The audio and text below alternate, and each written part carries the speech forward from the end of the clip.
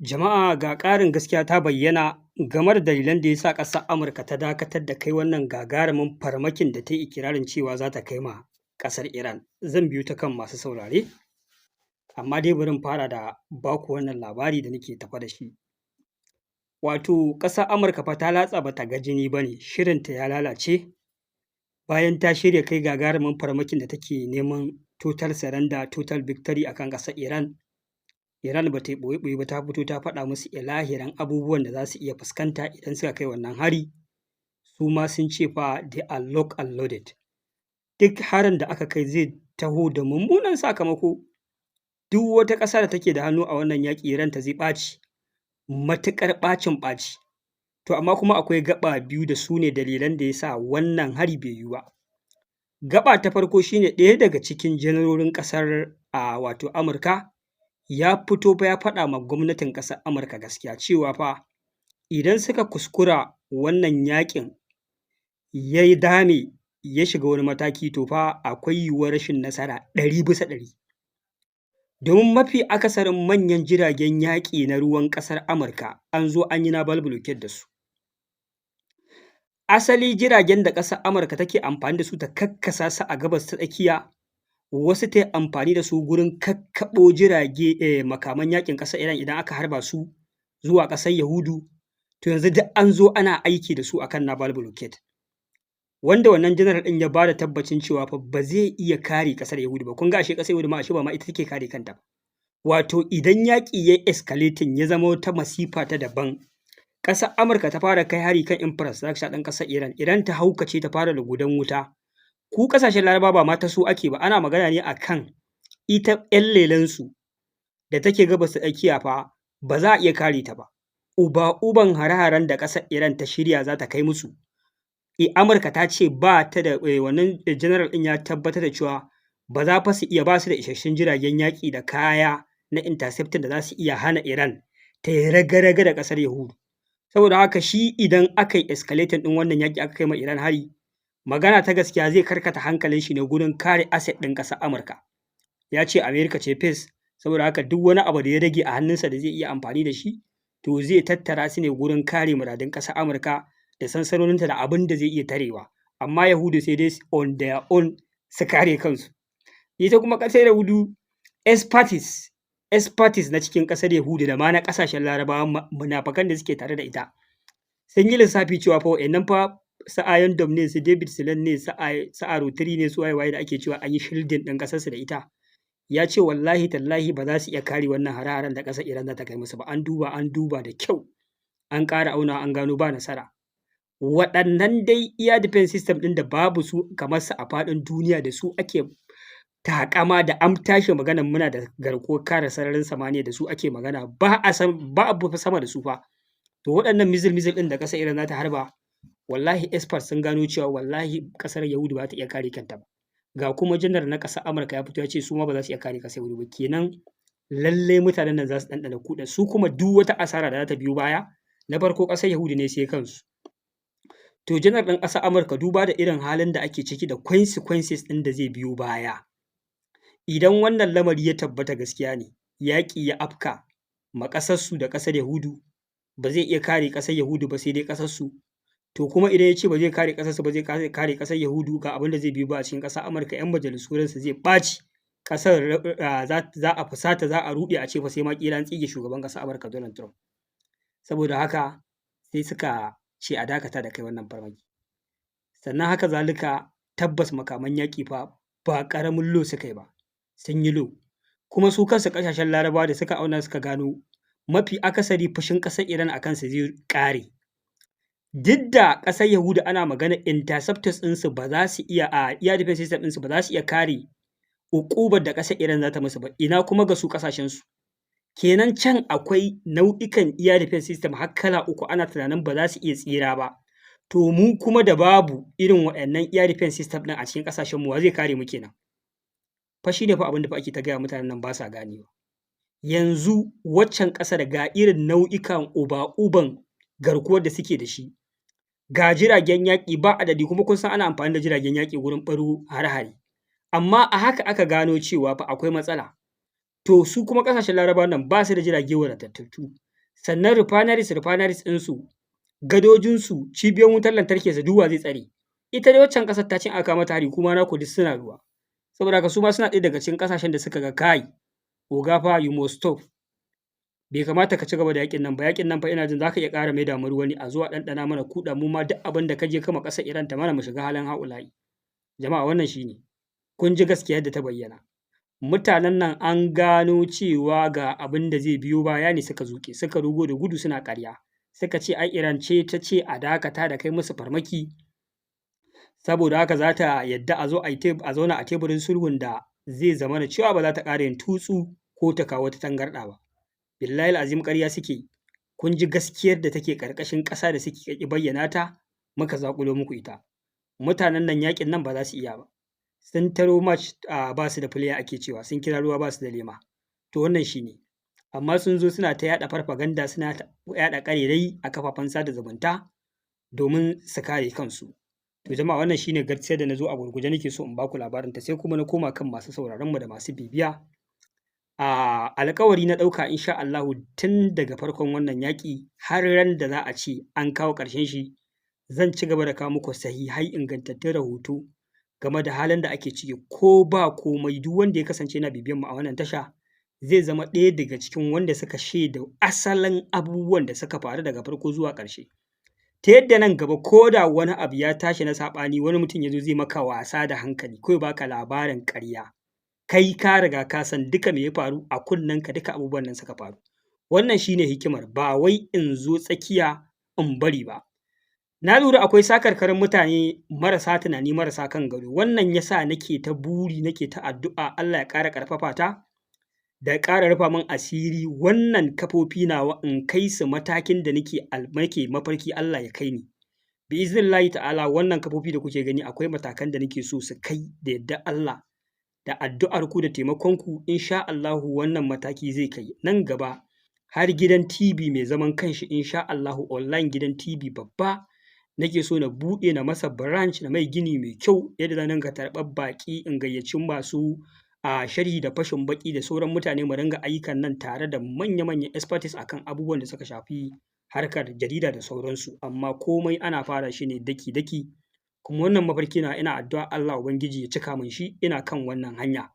Dalilin da yasa na sako muku wannan maganar, akwai ƙalubale da yawa da za ka rinƙa fuskanta idan kana tafiyar da abubuwa irin waɗannan. Akwai mutanen da za su rinƙa ƙoƙari su rinƙa control ɗinka, su rinƙa control ɗinka, irin ka rinƙa yin abin da yake shi ne suke buƙatar su ga kana yi, ko kuma yana kare muradansu walau a addinance ko a aƙidance ko wani abu makamancin haka. Gaskiya ta rinƙa maka wahalar faɗi bisa kasancewar sun yi ruwa da tsaki a cikin rayuwarka. Dole ka zama duk abin da zai faranta masa rai shi za ka faɗi, abin da zai baƙanta masa rai ba za ka faɗe shi ba.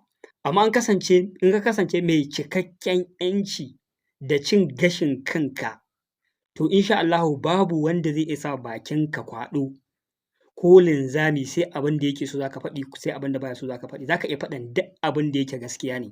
Wannan shi ne dalilin da yasa za ku ga wasu malaman suna sakin layi, suna sakin shoulder.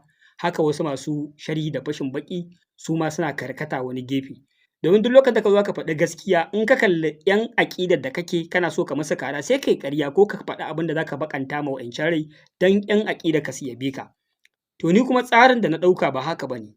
Ni ina son na kasance in ci gaba da tafiya akan wannan turbar, kawai ta abin da ya bayyana min gaskiya 100% ne, akan shi zan ɗaura kuma akan shi zan ci gaba da tafiya.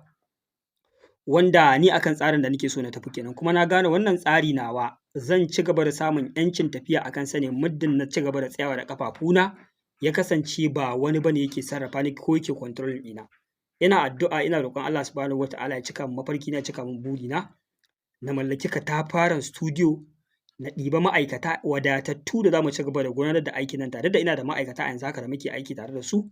Amma dai ina so na expanding ɗin abin ya kai ga wani mataki insha Allahu, da in Allah ya yarda wannan kafa maimakon a ga ta yi baya gaba za ta ci gaba, kuma al'ummar musulmi ne za su yi alfahari da ita, ba iya 'yan wata aƙida ba.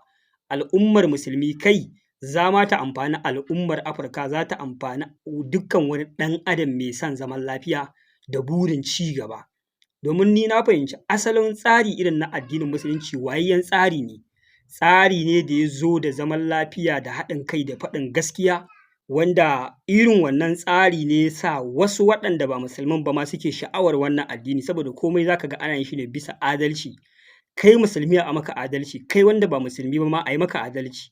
Amma yanzu mun kasance idan ni ahlus sunna ne, to yanzu ko da na ga ɗan wata aƙida yana kan gaskiya, dolen dole ba zan taɓa cewa nan gaskiya ba ce. Idan na ce gaskiya ne sai a ce na goyi bayan aƙidarsa.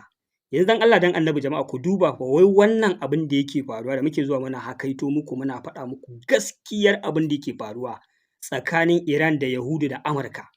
Wai yau sai ga wani suna ƙoƙari su nuna min cewa in daina kawo wannan rahoton, saboda wai wannan rahoton kamar ina ƙoƙarin tallar aƙidar Shi'a ne. Dan Allah dan Annabi ka duba wani baƙin jahilci da baƙin tunani da baƙar zuciya da rashin sanin ciwon kai da ma inda mutum ya dosa. Yanzu banda kai daƙiƙi ne a faɗin duniya baka san me kake yi ba? Faɗin gaskiya shine laifi?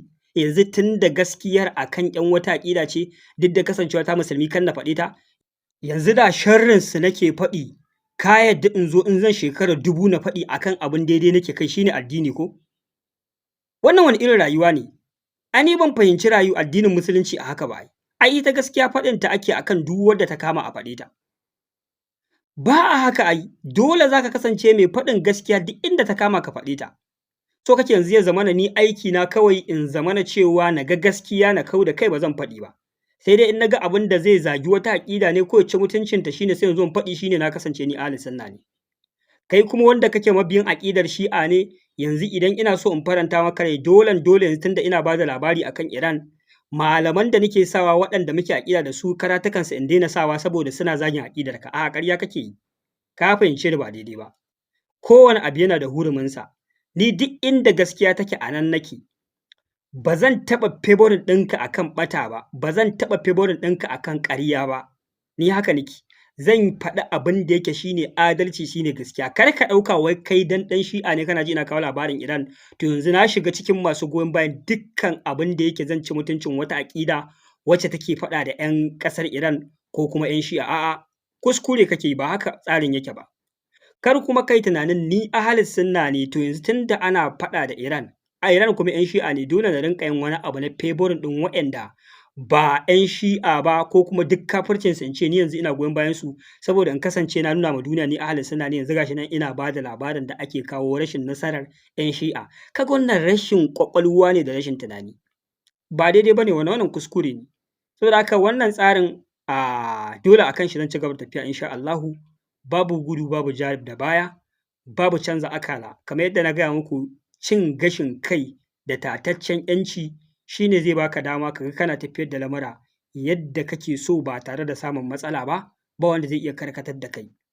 Wannan shi ne matsalar da ta faɗa kowane irin abu da kuka sani a faɗin Najeriya. Ta faɗa cikin addini, ta faɗa cikin siyasa, ta faɗa cikin komai. Yau duk wani ɗan wata ƙungiya bai da 'yancin faɗin gaskiya akan wata aƙida, sai a ce ya goyi bayan wannan aƙidar ko yana mara mata baya. To saboda haka yanzu da yana kallon gaskiya 'yan aƙidar ne suke da gaskiya, zai ce ba su da gaskiya saboda ya faranta wa mabiya aƙidar sa rai. Kun ga wannan ɓata ce. A cikin kowace aƙida akwai wannan matsalar. Kamar yadda ɗan labaran nan da hikayoyin nan da nake kawowa, na fahimci irin wannan matsalolin sosai. Zan ga wani ya kira ni a waya, ai ni ahlus sunna ne, bai kamata ba in dinga cewa Iran sun yi nasara ko ina nuna kamar suna so su yi nasara, ba ni ba ahlus sunna bane. In ce to kai dama dan kasancewa ta ni ahlus sunna ne sai in ga gaskiya in yi faɗi, dama haka sunnar take? To ni ban ɗauka ni haka sunna take ba ai. Wannan maganar banza, maganar wofi ce. Wani kuma irin mabiyin aƙidar Shi'a ne, kai malam ai wannan labarin da kake kawowa muna jin daɗin shi, amma wallahi malaman izalan nan ko malaman sunnan nan Yahudawa ne kaza kaza, da amma za ka daina sa karatunsu. Na ce kai dama ka fahimci yadda lamura suke tafiya? Wato kai ba za ka iya yin irin abin da ni nake yi ba kenan, na yi adalci wa kowace irin aƙida ko da bana cikinta, na yi adalci wa kowane irin addini ko da bana cikinsa, wanda haka manzon Allah sallallahu alaihi wasallam ya yi, ya samu soyayya da ƙauna daga wanda ba musulmin ba. Suka ce wannan addininsa gaskiya ne, domin wanda ma ba addininsa yake ba idan adalci za a yi sai ya kwatanta masa adalci. To yau ni so kake in bar koyarwar annabi in kuma koyarwar son zuciyarka shine zan zama wanda kake so ko nake faranta maka rai? Ka yi gagarumin kuskure. Wannan tsari da na ɗauko tsari ne da ba compromise a cikin shi. Insha Allahu akan shi zan ci gaba da tafiya. ba tare da la'akari da wanda yake so sai ya karkatar da ni akan abin da yake so ya ga na tafi akai ba insha Allahu rabbi. Kuma na gane hanya ɗaya tilo da zan tafi akan wannan tsari na nasara, na ci gaba da roƙon Allah ya ƙarfafe ni ya cika min burina na inganta wannan kafa ta kai matakin da insha Allahu za ta yi gogayya da sauran manyan kafafe, kuma in ci gaba da kawo sahihan labarai tatattu ingantattu tare da gayyato wasu mutane wanda za mu yi aiki tare da su, wanda za mu bunƙasa lamarin ya kai ga wani mataki. Wannan shi ne mafarkina, shi ne burina. Ku taya ni da addu'a Allah ya cika mana burinmu na alheri da ni da ku gabaki ɗaya. Wassalamu alaikum wa rahmatullahi ta'ala wa barakatuh.